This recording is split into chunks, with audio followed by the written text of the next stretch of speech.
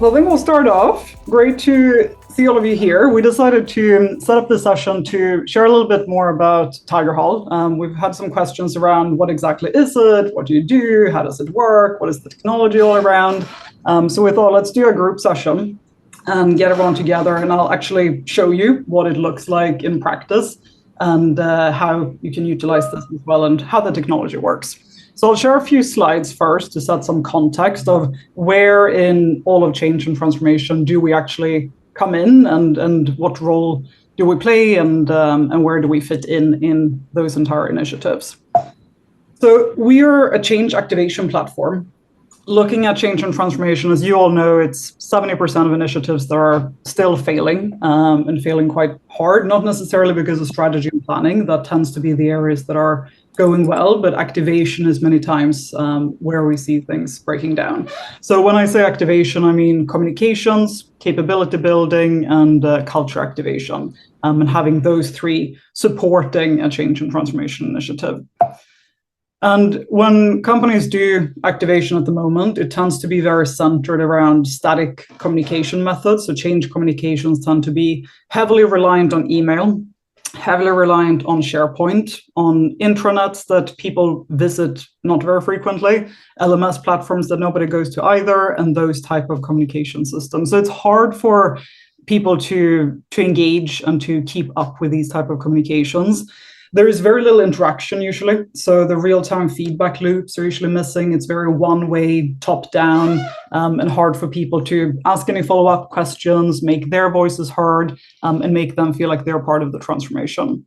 And then the structure tends to be a challenge. So I usually compare this to, for an employee, it tends to be like watching the second half of episode 8 before watching the first half of episode 2 if you're watching a Netflix series.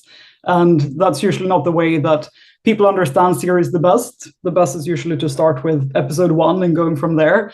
And when it's so unstructured, fragmented across many different destinations, that makes it hard for employees many times to keep up as well. So that's what is leading to this widening activation gap that we're seeing. So there are no strangers to this in ECLC with the activation gap, where we see change activity having increased more and more over the last 10 years. This is research from Gartner, and then seeing the organizational support drop at the same time. So for all of you experiencing, it's harder and harder to get people on board, get people excited and engaged in change. This is very much the reason why. And we've all heard about flavor of the month cultures and things that people are just waiting out or prefer to just not engage in a change at all. And this is very much the data behind that type of behavior. So we're looking at how do we shift this approach, right? How do we move this from being a forcing function where change activation communications is very much a one-way top-down, it's a one-size-fits-none, sending out the same emails to everyone, sending everyone to the same SharePoint site, having everyone in the same town hall, and having no personalization, and having all of this being very much a manual lift and shift, where it's up to change leaders, project managers to create all of this content and manually lifting and shifting between a SharePoint site and sending out emails and managing this entire mess that is required to activate change when it's tens of thousands of people involved.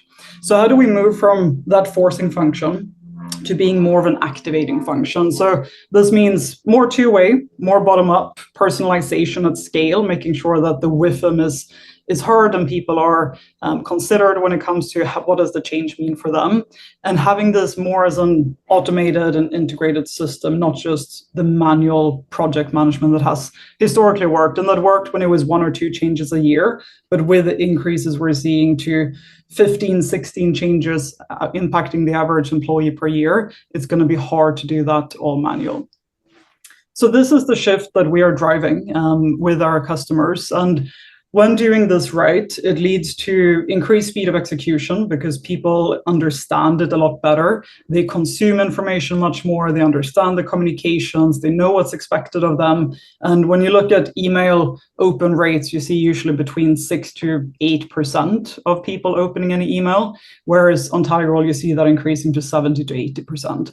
So it's much higher consumption of information in general, and that is what leads to this increased speed. Then you decrease top talent attrition. So you engage people, have them more involved, make them feel heard, giving them a voice in the change that makes people feel excited and like they're part of something bigger. And that tends to lead to retention of top talent.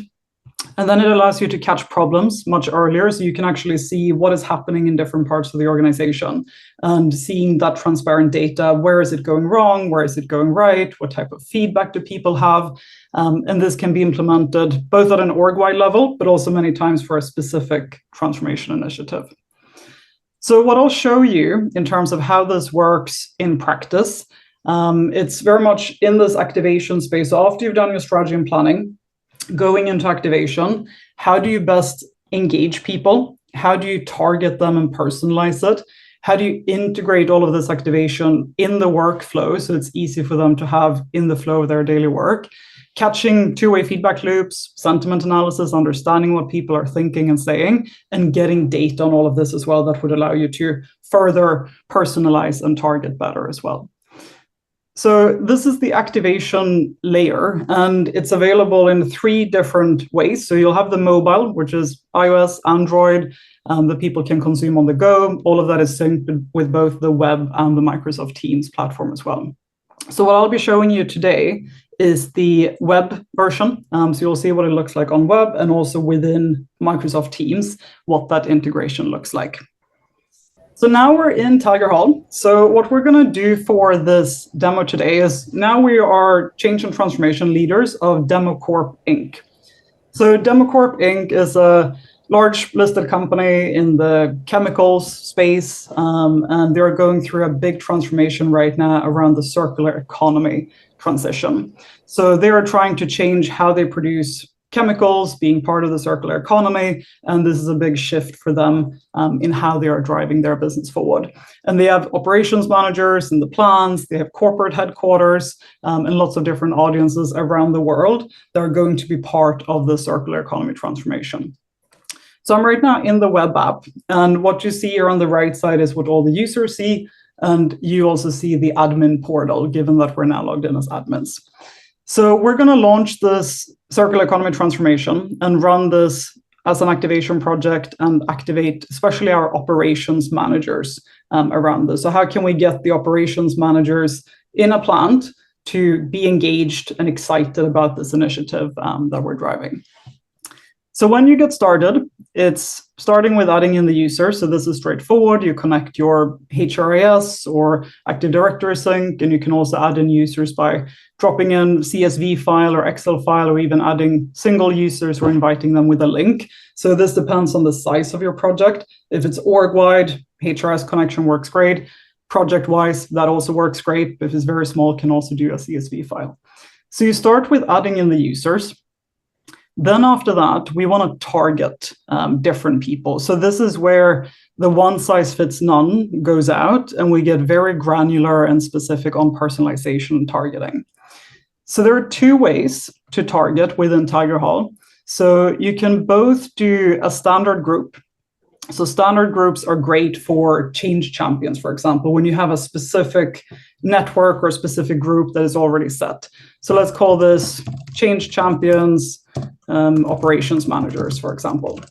And then you might have a group of 40, 50 people. So when you've created this, you can easily add in users. So this is the more manual selection of doing it. So you can drop in a file, or you can say, I want Lisa as part of this. I want Charles. I want Daniel and Michael. So maybe these 4 are my change champions. And then you can add in these users. So now you have a group, and everything that you do activation-wise, all the communications, capability building, culture, anything that you want to reach them about, get their feedback about, you have this group here. So this is good for small groups.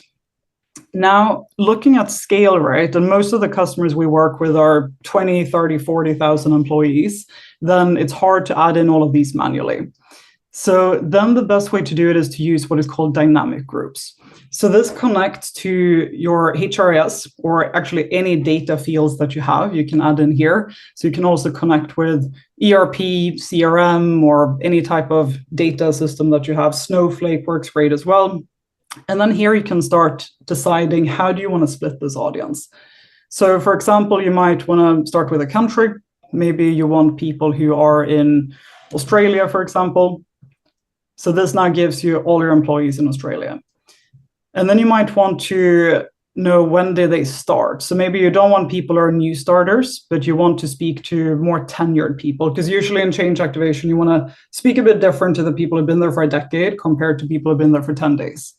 So let's say you want to find everyone who started before 1st of November 2023.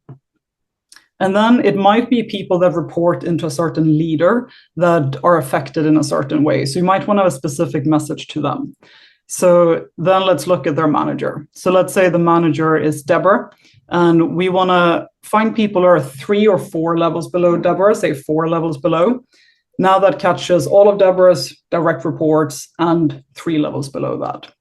And then you can add in many, many more data points here as well. So these drop-downs depend on what is the system that you've connected and what's the data that you have available. And again, this can be HRS-based, it can be Excel-based, can be based on any system, and it can also be based on Tigerhall data. So once you have the sentiment analysis, then you can see everyone who is positive, negative, affected by the change in different ways. You can also filter here. So maybe department name, and then you want that to be operations. Now let's say we've created this group, then we save this condition, and I call this my, say, Australia Deborah managers, for example, or however you want to call it. Then here you said, how often does this refresh? So do you want this to be refreshed every day? So everyone that starts reporting to Deborah, or everyone that joins the Australia team or becomes part of the operations team that day automatically gets everything that that group is supposed to get activation-wise around your initiative. So you can set everything from hourly to weekly on Thursday, let's say weekly on Monday. So if there's a new employee joining under Deborah in Australia on a Monday, then they will get everything automatically to them after that. So I confirm and create this group.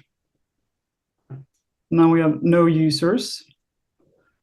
So no users matching that criteria, but otherwise that would fill up all the people who are matching that criteria. So that's how you use any type of data to create very specific targeting and filtering. And you see I've set up here as like you can have the implementation committee, maybe Jason's marketing team, hourly operations managers. So this is how you slice and dice your audience with any of the data that you have. So now we have our targeting set up, and who are the people that we want to reach where. And these are dynamic. So when you set up things like workflows, for example, let's say you're doing a Workday implementation and you might launch that in January, but the performance module is something people are starting in October, then you can see that now this person is starting this module in October later, and then they get it when that happens. So it's when they meet the dynamic criteria, that's when they start receiving the communications and capability building. So now we have our groups and we want to create some communications for them. So let's go into the Creator Studio and create some communication. So on the specific initiative, this is the report, the document about this transformation initiative. So, and this is a public document from Eastman, so I'm not stealing anything. You all can see this on the website too. This is the Circular Economy Deep Dive, and this is a strategy overview by their board chair and CEO. Now, how consumable would this be by an operations manager in the field in Brazil, for example? If you're sending this as a PDF on email or putting it up on a SharePoint, very hard for people to understand and consume and know, what am I supposed to do with this? What am I supposed to change in my workflow? What am I supposed to understand? What's for me? What's not for me? So usually this leads to people just going, this is not for me, and this doesn't impact my day-to-day, so I'm just going to skip it. And this is what most decks tend to look like. It's a mix of different graphs, different type of information. So this is what we have around the initiative, and this is what we now need to communicate to all of those different audiences. So I'm going to create a podcast in this case. So I'm going to upload this document that we just looked at, and this is going to be the Circular Economy Transformation for Operations Managers, Australia, for example. And then here you type in a prompt. So you can say, okay, this is our transformation initiative. we want to make this relatable to operations managers in Australia. So then you might want to say, summarize. So this is our prompt. So we want to make it relevant for them, and we want to take into consideration what their WIFMs are and what they care about. Like they care about job security, wage inflation. We want it to be conversational, but also informative. And then here you select your speaker personas. So, and this can again be based on your dynamic audiences. So your speaker persona could be a stakeholder group, could be a champion type, could be a certain seniority level. So you can decide here, what are the speaker personas? Now let's say we want one to be expert, and then we want one to be beginner, for example, to have that type of conversation. So we selected our speaker personas and put in the prompt. And now let's generate this. Podcast is too long.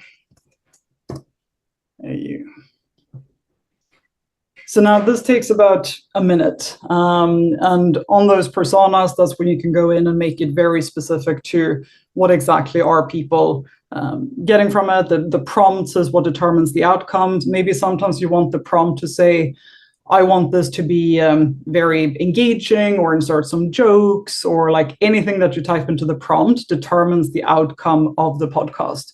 So you can make these podcasts very long, very detailed, very finance and numbers oriented, or you can make them just like, I want them to be short, casual. I want them to speak the language of these operations managers, for example. So anything that you type in is how the podcast will come out. So this would allow you to not have to spend time on taking long strategy documents and then translating them into all of those emails and PDF documents and all the communication that needs to be sent out to the organization when you're driving a big transformation initiative. So you can just upload it directly here instead. So this is the transcript that came out. So now we have a 3-minute and 30-second podcast, as opposed to sending them that long PowerPoint deck. And you can see the entire transcript here. So maybe there are things that you want to change. You can change specific words. You can double check it, control that it all looks good. So all of this you can see here. Now you can also chat with it and revise it. So in my case, maybe I want to say like remove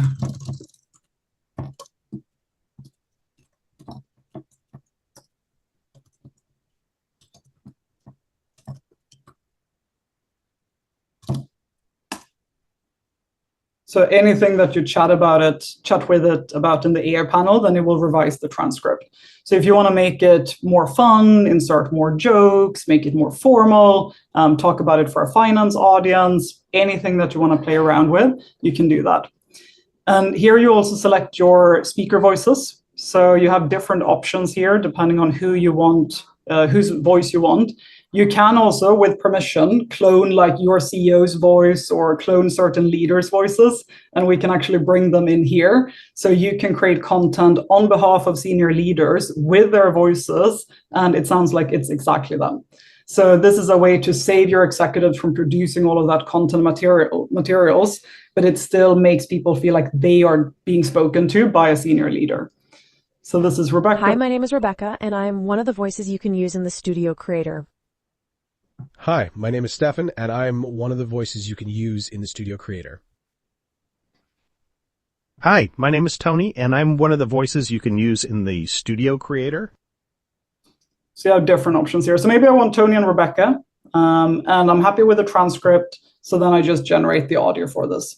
And this is generating audio, but it also comes out as transcript, summaries, like anything that people want to know, like any way people want to consume it. So it's not only audio, but once it's published, they can also consume it in different ways. So here we've got our final result. G'day everyone, today we're diving into some exciting developments from DemoCorp Inc., a global leader in materials and specialty products. There's a lot to unpack here that's relevant for us operations managers down under, so let's get stuck in. Sounds great. I'm particularly interested in how these developments might impact our day-to-day operations and job security.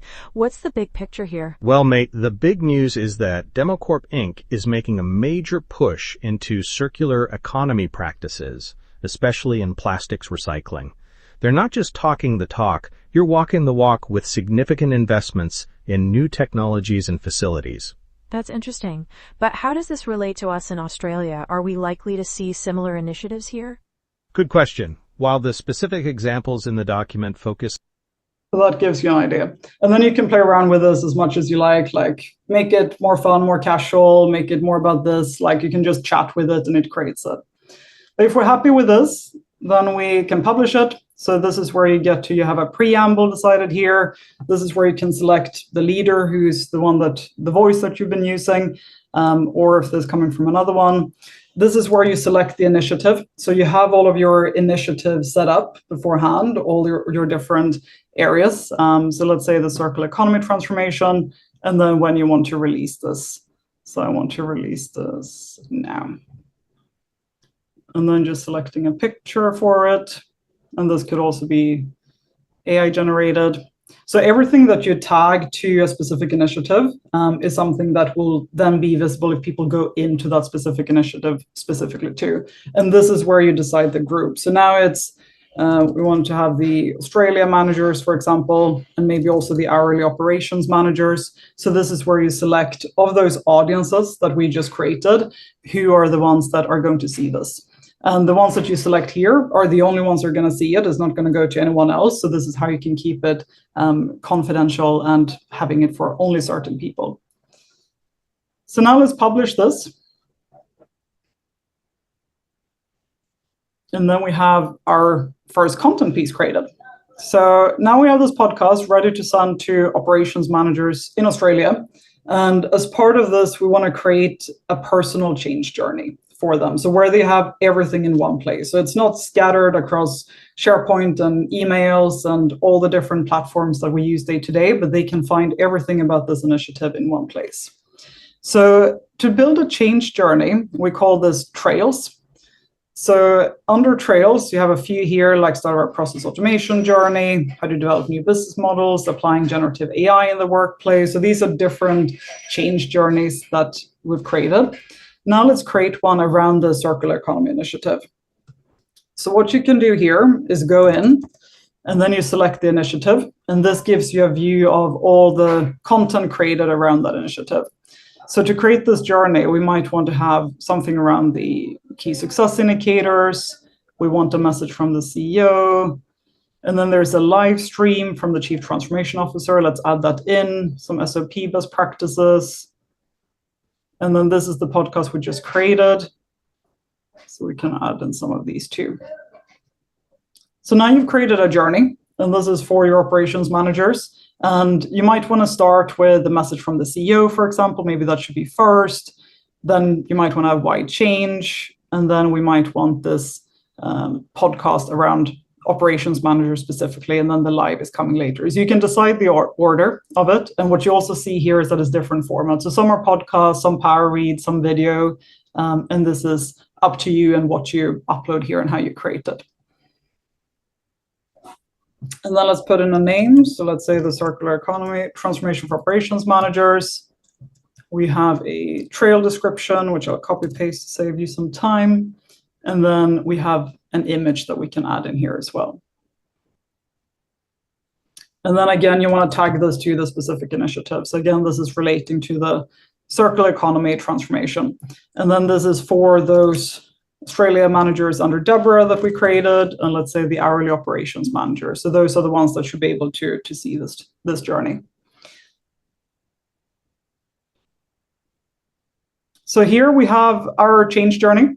And then you can drag and drop as well if you want to change the order or anything here. Maybe want the SOP practices to be last, you can do that. And now we have created our first change journey.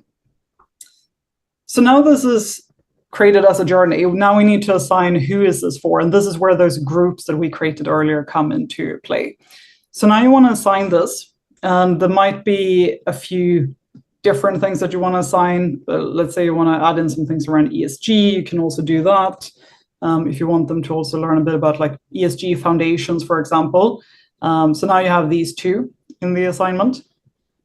And then this is where you select who should go on this change journey. So I'm going to select myself so that I get it.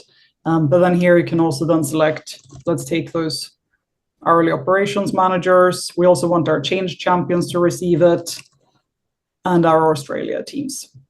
So now these are the ones that are going to get this assigned to them.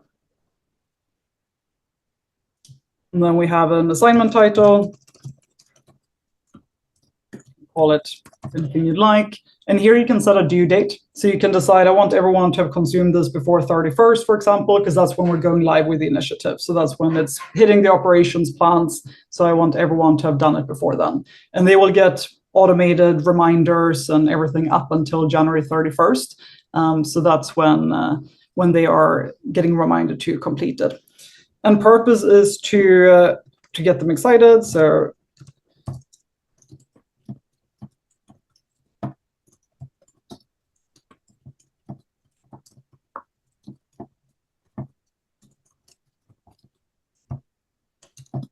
you can type in anything here. What is the purpose of this and why they should do it? And we see here that we're going to send this change journey to the managers, the change champions, and the hourly operations. So now we'll create it. And now this has been sent down to all of those groups. So now we've seen the admin side, and we're going to dive into the user side of it and the Teams integration. So this is on the back end, so creating a change journey and sending that out. Now let's go to Teams and say I'm a user. So now I'm logged into Teams. So when I get an assignment or something that I need to do in my change journey, I will get notified here. So there is no need to send people to different platforms or send them to your intranet, to your LMS, to anywhere else. Everything is integrated in Teams. So everything that I've showed so far, you also have full access to it here within Tigerhall. So you have the entire Creator Studio, the analytics, the trails, everything that we've just done is all in here as well. So as an end user, I would then see that, oh, I have a new assignment. This was just assigned to me around the Circular Transformation Initiative. So then I can view this. And here I have everything in one place. So again, I don't have to have things on email or SharePoint or all of these different systems. Everything is here and it's right within my workflow. And you have notifications as well. So when it comes to reinforcement and reminding people of different things that they have to do before the due date, for example, or things that they are mentioned in or tagged in, you will have that popping up here in the activity feed as well. So everything is right where they work, so you don't have to send them anywhere else.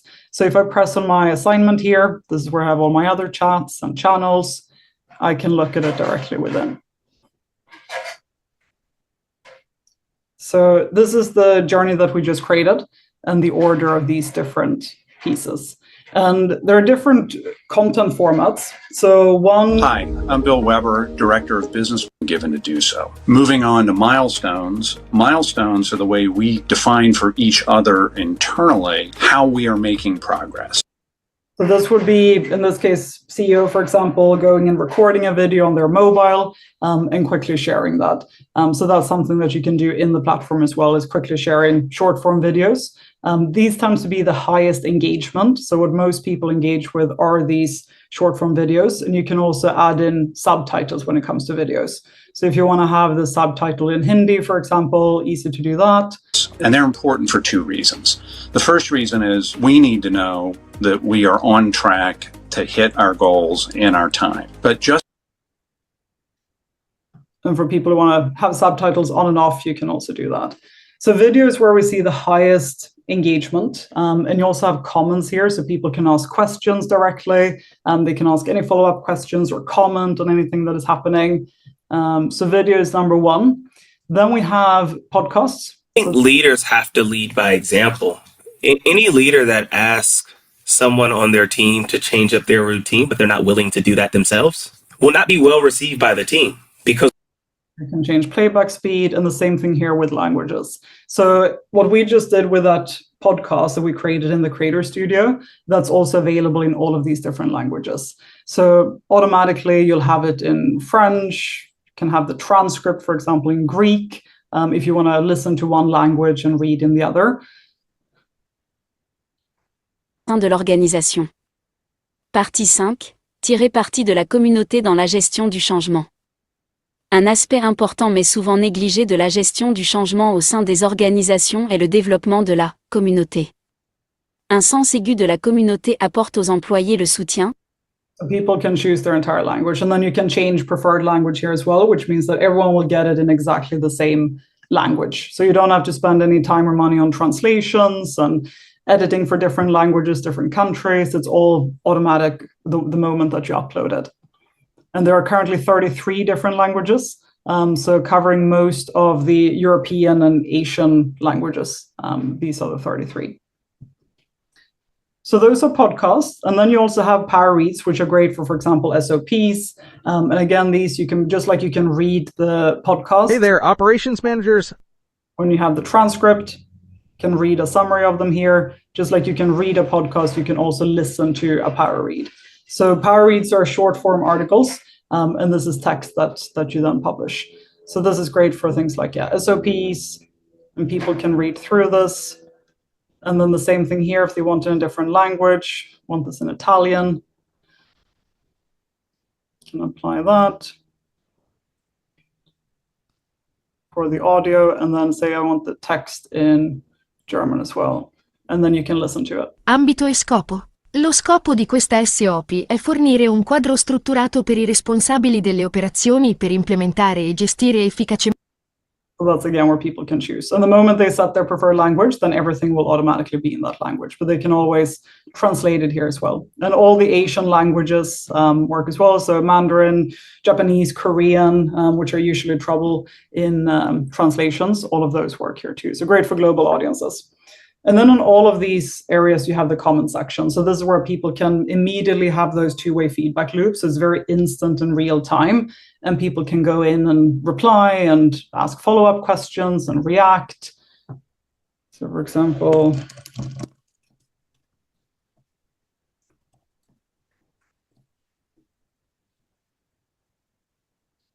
and this is where you as change leaders can then go in and reply, or people on your teams, but you can also just get a summary and then address these concerns in upcoming content. So that's how most of our customers use it, is they can see what people are chatting about, what their questions are and what they're thinking, and then they would create content around that through the Creator Studio that then goes out to those different audiences. And many times we see that employees might be concerned about one thing that the company didn't think they would be concerned about, for example. So then that allows you to pivot in these change journeys as well. So on all of these, you have the comment section, and then when it's a live stream, so this could be someone going live, people can book it and then add it to their calendars as well. So easily add in. And this could also link to a calendar. So that's how they experience the content. And the feedback that we get from employees is that they find it very easy to have everything in one place. The fact that they don't have to platform migrate is a big thing. And then they love the formats, that it's short, it's bite-sized, it doesn't take a lot of their time, and they can find everything in one place. So there is no more information hunting and having this scattered over 17 different platforms. Everything is all directly within Teams. And then it's easy for them to catch up.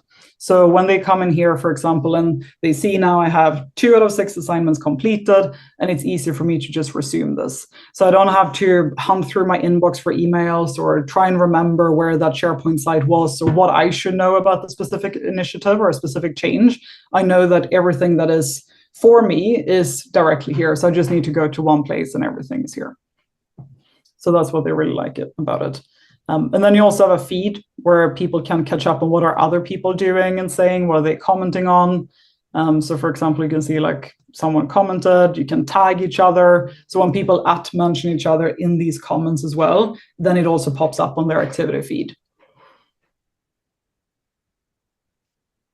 So this is where you can utilize the feed, and you can also post things here. So if you want to post certain org announcements, or again, to those dynamic audiences that we created, if you want to do a specific announcement to a specific group, you can do that here as well, and just select the audience, and then it goes into their activity as well. So it's an easy way to filter when you have 50,000 employees to make sure that the right message goes to the right people. So that's where they experiencing it, and then all of their comments and everything that they have here. So easy to just like tune in and say like, love this, great initiative, or add in any questions. So this is how you activate those two-way feedback loops, and it makes it very used because it's immediate, it's easy, it's social, it's very familiar to them. It's very different to have an email inbox that someone has to email and then they get a reply 30 days later. This is something that feels more familiar to most employees, and that's why we're seeing high usage of it. And then beyond that, you also have integrations with the different channels. So this is a popular function as well, where people can go in and tag it to different channels. So let's say I have this channel here that I'm working with my team on, and this is a way for you to deliver change activation directly in people's flow of work. So here I've added in a tab. So you can have here, it's data and tech. So they can have all of these resources, I call this implementation resources, directly within their feed. So then everything there is something new happening on this initiative or something new they should be aware of about, it comes up like this, that it's new content published, and they can just open it. And again, it stays within the channel. So now I see there's a new piece from our VP, and then I can just watch this, and I'm still within my clinical trial operations team. So again, no need to go. So let's talk about whether. So this is only recorded. You have all the features and functionalities here as well with the comments. People can ask questions, and it's very easy to add in a tab like this. So you just open the apps, add Tigerhall, and then add a tab. And then here you can select which initiative is relevant for that team. So let's say you want to add an ESG, if we take the circular economy, for example, and then you add that here. So then it's easy for people to access everything directly within the channel as well and refer to. And then just rename it, call it like circular economy resources, and save it. So that's how you bring it directly into the workflow too. So that's the Teams integration. So you have the chat integration in channels, so adding all the resources directly to the specific teams where they work, so you get directly within their team workflows. You have the DM that speaks directly to the employees, notifies them of a new assignment, all of these things coming up here, and then you also have it in the activity tab. So it's much harder to miss compared to an email or, again, an intranet or an LMS or something that people don't really go to often. So on that question, like how it differs from LMS, this is another big area where we differ from LMSs, where you don't have to go to somewhere else. It's all integrated in your flow of work. So that's how people access it, and that's what many employees really, really like about it. And if they go in here, for example, they see like, oh, circular economy, I want to learn more about this, and then they can dive into specific initiatives. So they can see then, oh, we have a live upcoming with Lisa, who's our Chief Transformation Officer, starts in 14 days. I can book this, add to my calendar, and you can get a full view of this entire circular economy transformation just within this area. So that's how they can find more information. But again, they only see what they are, what their groups are set to see. So if something is only hourly operations manager can see it, or only the C-suite, or only certain stakeholders, then no one else will be able to see that content. So you have full control on how you slice and dice the access and who gets access to what information. So many would have, like if you're doing an implementation, so work implementation, project synergy, AI journey. So you can structure this in any which way you like. So these are all different initiatives and topics that you can set up. So that's how people access it. Last piece is to go through looking at what is the data that you get. That's obviously the key part. So there are two ways to get data. And again, you can do all of this directly within Teams, so no need to go anywhere else. And then here you have the statistics dashboard. So this is like a baseline statistics dashboard that everyone is getting, where you can see, you can again filter on those different groups. So let's say you want to see what are Australia Deborah managers doing in January, let's say. So you can decide you want to see exactly what is happening with different groups in your company in a certain time period. Then here you can see what are they doing on the platform, how many are active, the time they're spending. You have things like leaderboard. Take these out so we have some data. So you see leaderboards, what they're doing.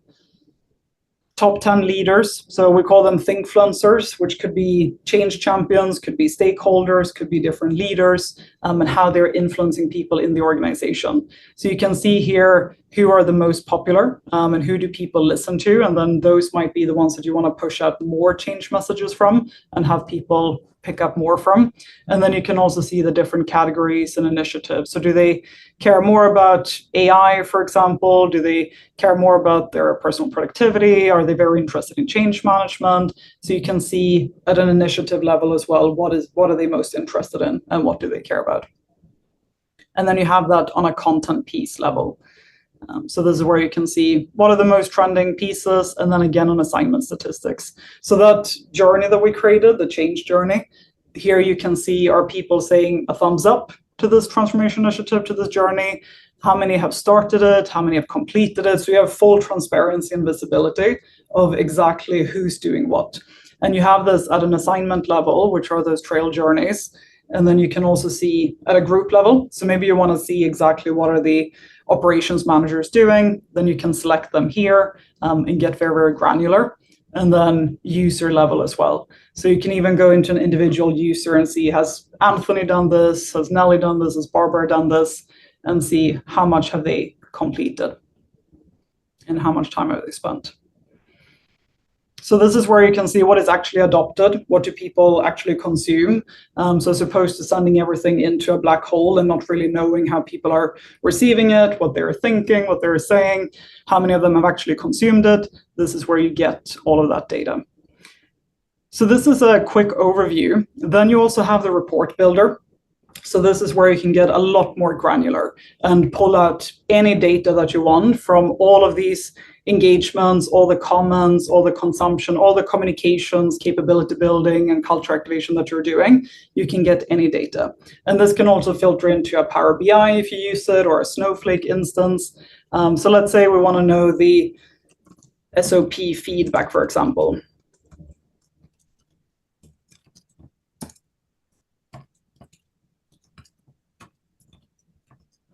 So we want to know, what are people thinking? Then you have a few different report templates that you can use. So for this purpose, the user comments would be the best. So we want to see what people are saying. And then here again, you can select certain time periods. So maybe you want to know, what are people saying this month? Has sentiment changed? Do people feel different? Do they have different types of follow-up questions? You can select, I want to see the comments and questions people have on the content and what they're saying about the specific content pieces. And then you select the piece that you want this feedback on. So I want to know, what follow-up questions and what thoughts do people have about our SOP best practices for this initiative? So I select that, and then I might not want to know what everyone is thinking. I maybe don't care what the accountants are thinking about this SOP best practices. So I can then specify the group. So I only care about what operations people think about this. So I want to know, what are our change champions think about it? What are our early operations managers? And maybe the Australia team as well, if they're important. So you can add that in here. So now what I'm doing is I'm looking at, in this month, in January, what are people's feedback, follow-up questions, and thoughts on our SOP best practices for this specific initiative. Here you can also select trails. So if it's an entire change journey, an entire initiative you want feedback on, you can do that, or any other specific pieces. And then you get a report, and then you can edit these columns as well. So maybe you don't care about the Tigerhall user ID, for example, but you want to see the rest of this information. So you can edit exactly how the report comes out. And then you press next, you see, okay, these are the groups I've selected, and then you generate a report. So right now, this is exporting to email. Shortly, this will be visualized in the platform as well. You can always download and export any data from the platform. You have that here as well. You can easily export, and again, pull it into Power BI, pull it into any other system. It's an open API, so you can do that, or just export it from here as well. And then you will get an email that looks like this. So you'll get an email that says your report is ready, and then you can download the report. And then it comes out as this. So then you will get a report with all of the different comments. So on this particular piece, these are the comments that we're seeing. So how do we measure the resource recovery rate in practice? How do we track that? Someone is a bit skeptical. Someone is very excited. This is structured approach. So this gives you an idea of what are people thinking and saying.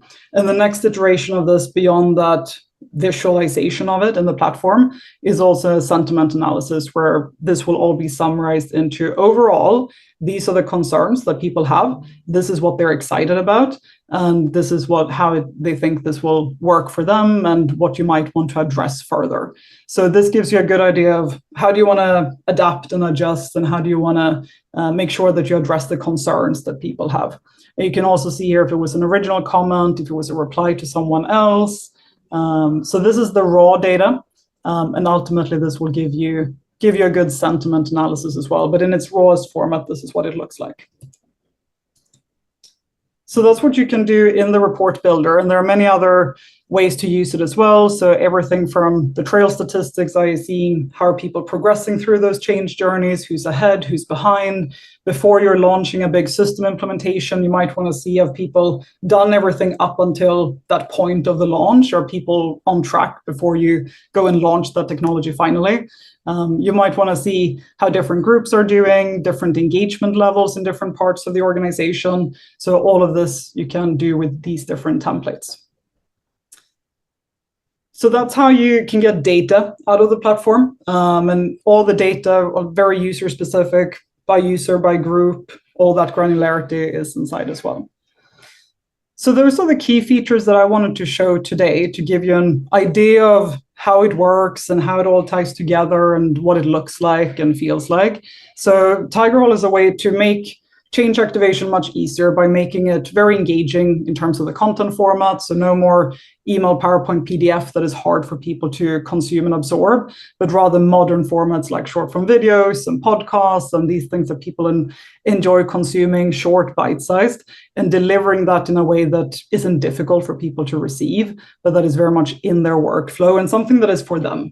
So it's targeted to who they are. It's based on what's important for them. It's not the same thing being sent out to everyone. And then having those two-way feedback loops so that people feel heard and they can actually ask follow-up questions and share their thoughts and their opinions about an initiative, and then giving change leaders a lot more data. Because what we hear constantly is that it's hard to get data around what people think without going out and asking them. It's hard to get data on like who's actually opened that email. It's hard to get data where people are at in their change journey, how they have absorbed that initiative and what they actually overall are feeling and thinking about it.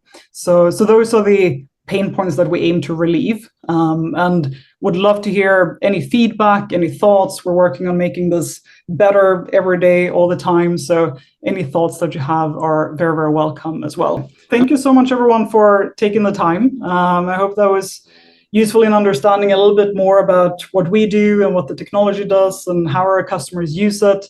Any follow-up questions, please feel free to reach out to me or anyone in the team at any time. I think many of you have my email address, but I'll put it here. And as you know, like we're building this for you and with you. So any thoughts and feedback, anything that you think like this is not useful, but this would be very useful, or anything that you're missing in the platform, I really, really love to hear it. So any ideas, do feel free to reach out. And look forward to seeing more of you in the ECLC as usual. And yeah, hope to stay connected. Thank you for today.